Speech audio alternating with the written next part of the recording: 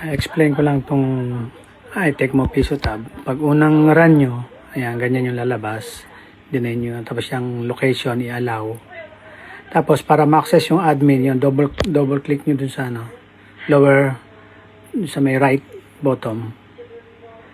Ayan, tapos ang password ng admin default is admin123.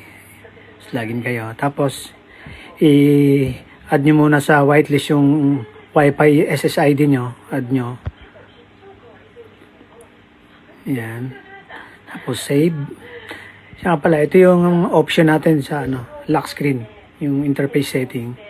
Pwede sa coin slot, AC coin slot, pwedeng Wi-Fi bendo, pwedeng ito yung sa USB smart charging, saka yung phone rental.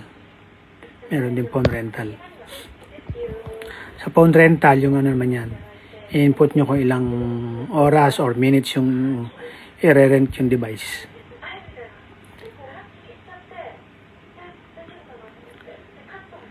Pero dapat i-add nyo muna yun, din, yung sa una, yung i-add nyo sa whitelist yung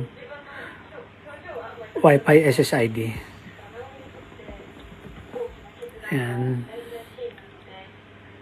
Lalagin yung dahil naka-register na to, may account na, lalagin yung email account. Ayan, pagka-login, ayan. Ito na ang ating latest na piso